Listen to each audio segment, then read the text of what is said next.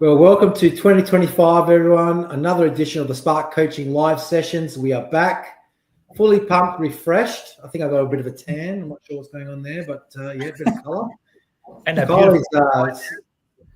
jawline's definitely sticking out these days.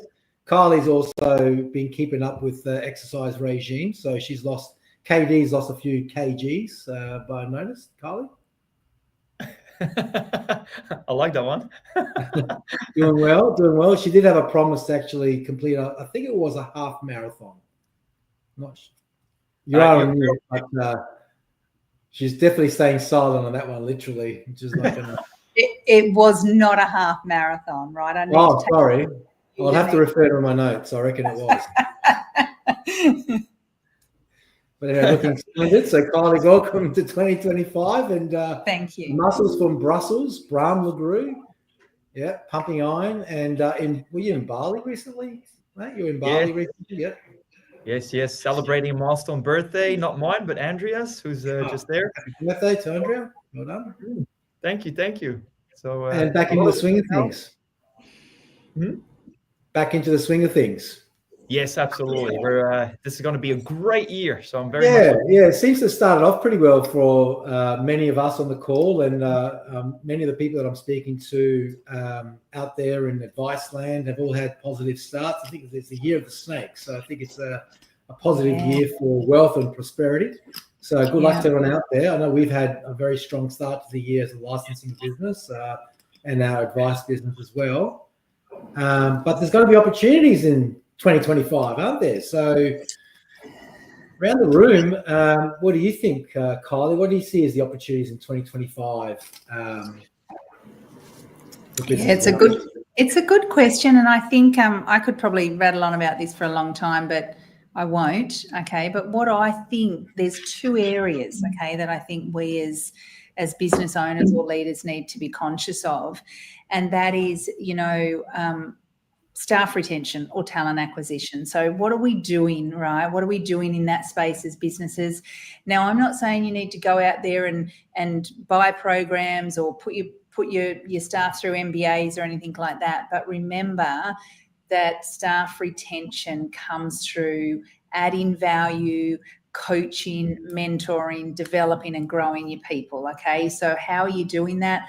We know that as we go through these generations, that we're having younger generations coming in, that Y and Z, and that's really important to them, right? It's really critically important to them. There's a lot of research out there that used to indicate that those were very transient staff, and they would come and they would go and the grass was greener and they would move to somewhere else. What they've actually found is that it's not that they're moving because they're more transient, but they're moving because other companies or leaders are offering value, coaching, developing, growing and supporting them around, that purpose of what's important to them. And I think so from that perspective. And then the second part, and I've been talking about this a lot, and I think I'm certainly not going to change this dialogue as I'm going through 2025. And I'm certainly speaking about it at a lot of conferences and a lot of panels I'm on.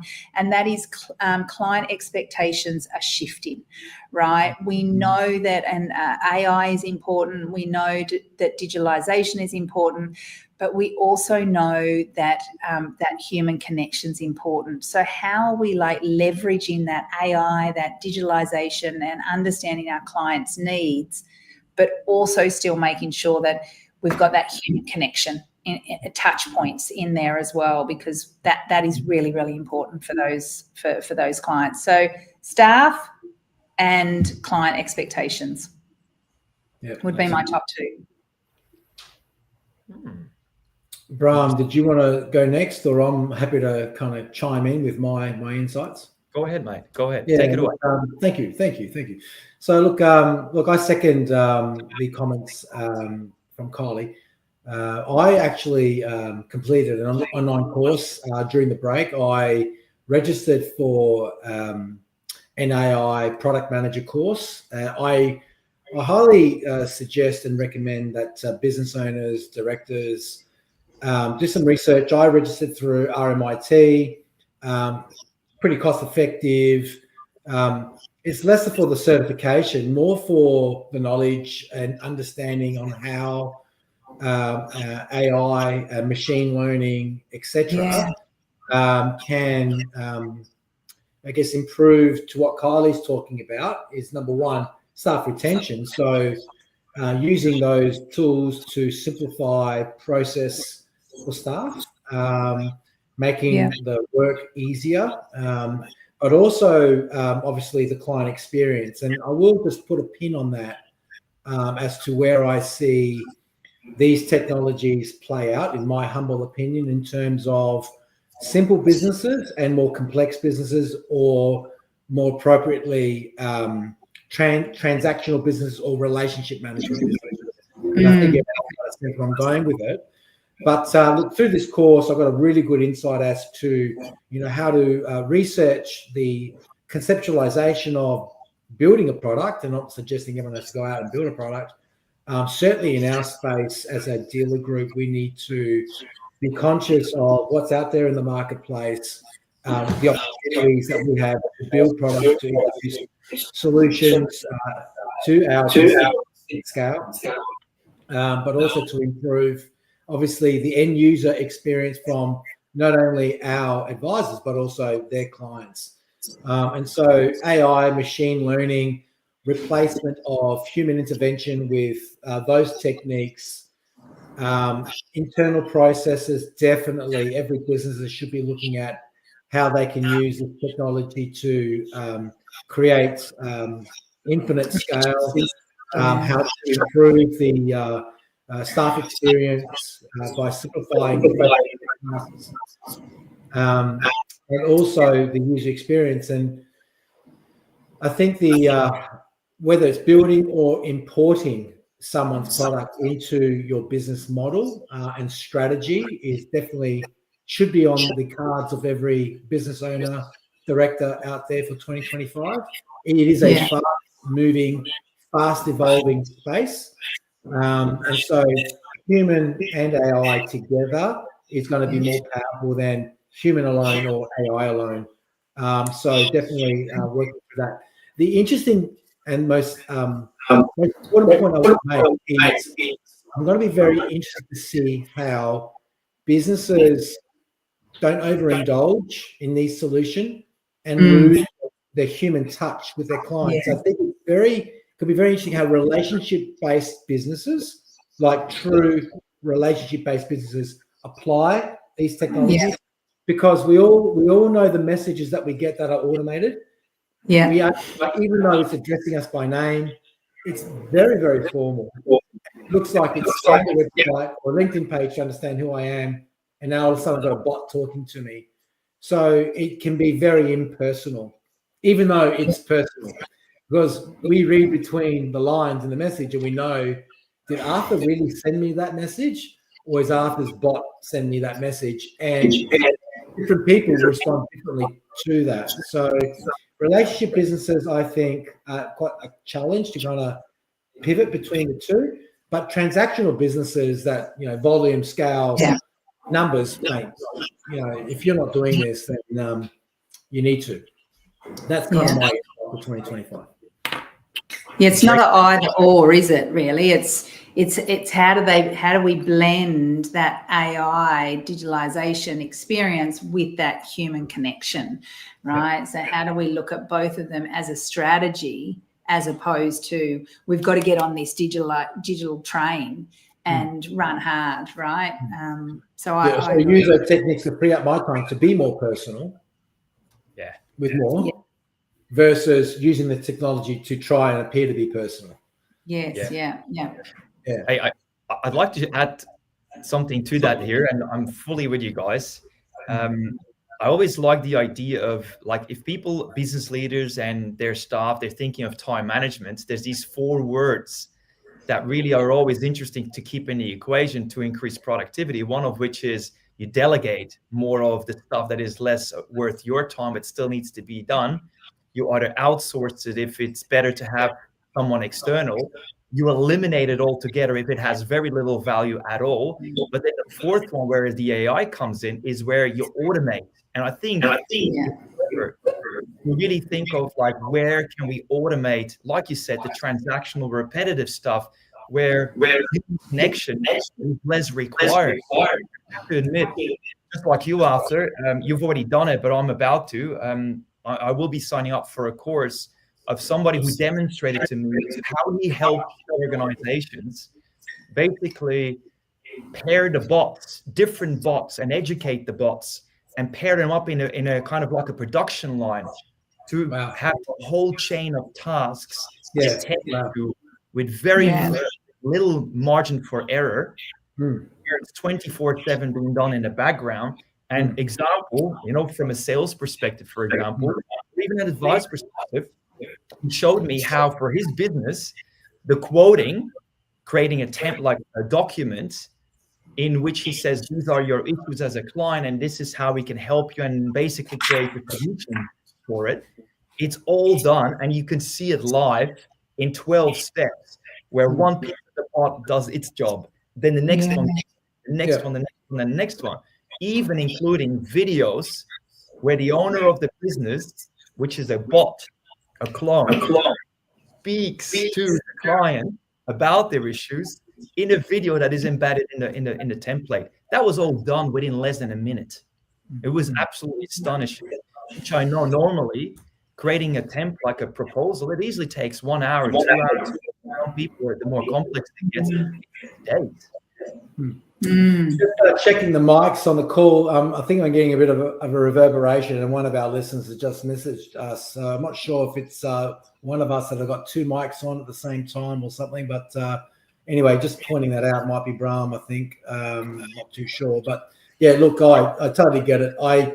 And it's going to be pressured, right? There's going to be small businesses that just don't have the affordability to build their own, I guess, bot chain, as you want to call it, and they're going to be looking to support businesses or their licensees to kind of start to play in the space.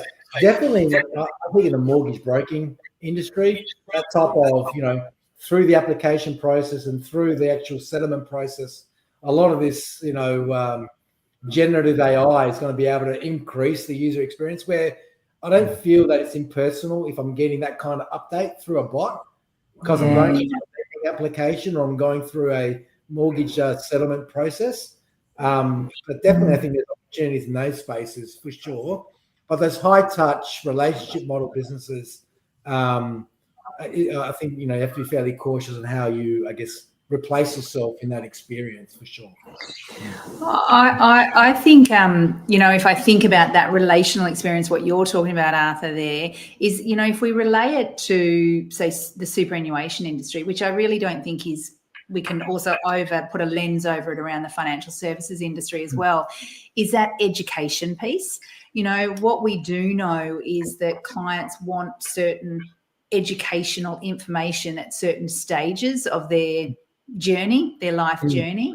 And I think, superannuation have a really good opportunity to start to go, what are those educational pieces that they need? And then how do we start to deliver it before the client needs it or when the client needs it? And I think it also relates very much, if we put a lens over it from a financial services perspective, understanding your cohorts within your financial planning practice, and then going, right, for this ages, we're going to send out some video around, I don't know, super and salary sacrifice or whatever it might be. But that's a really good opportunity where people can start to think about that AI in getting it to deliver that kind of content. I think that data analysis is the costly bit for businesses. How do businesses actually analyze the journey? Oh, we've lost Arthur. Analyze the journey, Brahm, and maybe you might know this because I know you see a lot of different businesses, but how do businesses do it in a cost-effective way where they can analyze the customer journey? Because I don't think not all CRMs show us the customer journey. We don't know when we're interacting with customers. So I think that makes it hard for us to understand what to educate them on as well. But that's the whole point. That's the whole point of AI. It's a very interesting space. So, in terms of trends, in terms of most commonly asked questions by certain, segments, ages, it understands all that. And so you could actually, from a learning perspective, you could actually punch out and prompt the AI tool to actually send that information on cue, because those are the typical trending questions from this particular member who's this particular age in this particular circumstance. So instead of the member Googling, Google's dead, right? Like it actually will actually understand, well, this profile of person will typically look at this question, and so I'm just going to give it to them anyway. So it's all this machine-led information versus consumer-led research. That's the shift. And it's amazing what you just said as well. Like, what an opportunity for super funds. Like, stay in that right space. I mean, I'll call it out, stay in your lane. Let the advisors do the more complex and value-adding work. That's our space. But, in terms of, educating members and educating, everyday Australians around, general concepts, that will improve their, their well-being financially, to hopefully have enough to see an advisor at the right time because they've got more to do. That's really their role. That's an amazing opportunity for them to use. Yeah. And look, it's interesting that you guys mentioned like how, for example, you mentioned the CRM, and then we're talking about like releasing the right information at the right time. Something that we've been working on with a client of ours is actually disprofiling their customers, adding them to the CRM, and then segmenting within the CRM to give them information the way that they want to see it. Nice. So for example, if I'm a very fast-paced person, I don't want to see long-winded information, emails, and newsletters that just take me off on tangents. I just want to see like the nuts and bolts of it in an executive summary at the top. So you can basically target your communication and deliver it in a way that the client wants to receive it, right? From a personal style perspective, not necessarily the information as such, because the two go hand in hand. So that whole process that you talked about can be purely replaced by an AI tool that would use something like Crystal to understand the default risk profile and understand your particular process and just do it on your behalf without even you telling it to do, or even programming your CRM. It's a whole new world. Anyway, so yes. That I think just for businesses, and I'm sure they're aware of this, but making sure that cyber security is in that overlays that too, isn't it? Because I think that's certainly an important part when we're starting to go down and gather data like that as well. Definitely in our space, Coley, ASIC is due to release some guidance as to putting information into such tools. That's right. So from a machine learning perspective, to train the tool, it needs scenarios. Correct. So there might be data in there, but redacting client names. I mean, all that type of stuff. Is going to be important and critical to making sure that you comply with standards and legislation for sure. I think we're going faster, aren't we? And legislation's taking longer to catch up because of that. We're getting there faster than what the law can catch up with us. Yeah, that's right. That's right. Hey, guys, one that we also need to be very wary of is intellectual property, because it's not just protecting the clients; it's also protecting what you've got that could be easily leaked out to competitors and basically erodes your value proposition. So I'm very wary of that in the age of AI. We looked into, for example, like how to share our IP with a video bot that could coach people over the phone and even on Zoom calls, and basically would be a clone of me, coaching them and training them as a subscription model that people then would pay really little money for, so that it becomes more affordable and can be done 24/7. But the challenge with that is it's not our software. Therefore, we rely on the vendor of the software and the AI. Make sure that it's all kosher and safe and protected. And they can't really convince me that they have everything in place to do it. So it's a trick. It's a catch-22 there. Yeah, you're right, Bram. Tony Robbins actually just did his own AI coaching and developed their own system for that exact reason, Bram. So you went sharing that IP with others. Well, I mean, my understanding is like there's still got to be some kind of back-end system. So it's got to be like a Chat GPT or a Gemini or something like that. That kind of is the driving. And you had one, was it DeepSeek, come out recently from China, and I think that's kind of created a bit of a stir, and so I'm not sure if that's going to be accessible in Australia. I think it's definitely there's some objection of it being made available for use in the US. But anyway, again, it's the whole back end AI tool, and so from a privacy, data protection, IP perspective, how's that managed and how's that contained and so forth. So Anyway, we've gone down this AI rabbit hole, and it's very exciting, isn't it? So it is. I think the main message is from Kylie's perspective, just to wrap things up, is definitely the people retention and also the user X and the client experience. And I guess underneath that is how to expand and how to increase the frequency of that experience, potentially through obviously remuneration models, etc., but also new technologies to actually deliver more for less, I guess, without the compromise of experience, particularly to those relationship based businesses. Is going to be interesting to see how those types of businesses configure. And to Bram's point, more around the contingencies or the risks, particularly in the IP space, with these models. Any closing comments from you, Bram? Yeah. Well, just one little one, which is the customer experience is one, but the customer experience starts internally. So I think Kylie started off on the note that if an organization doesn't create the right environment and the right authentic relationships for those people to not only be attracted to it, but actually thrive within, I think the customer experience really needs to be catering for even more so today than it was last year. Yeah, I certainly think that, you need your value proposition really nailed. Like example, I have a client, he's very, very focused on business outcomes. He's very task focused, he's very analytical, and he thinks that the best way to keep his staff is to pay them the right amount and to give them the right bonuses. Guess what? Most people crave other things just than money. And so again, is it adding value in terms of a social aspect, values, company culture?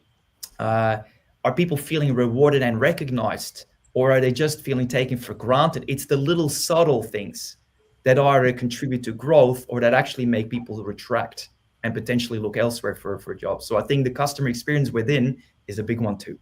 Yeah, beautiful. All right, let's wrap it up there, everyone. Fantastic to catch up. Next session, Kylie, do we have a guest from you lined up? Is that right? I'm still confirming that, so I'm going to keep the secret. Can't release the excitement. Secret squirrel at the moment, but I think it will be absolutely useful or helpful, I should say, for our audience as well. So I'm looking forward to having him on and sharing some details. All right, awesome. All right, well, let's sign up for this fortnight. We'll see you all in a fortnight's time. Thank you for joining us, Bram, Kylie. Always a pleasure, and we'll see you next time. Thank you. Thank you. See you later. Bye-bye.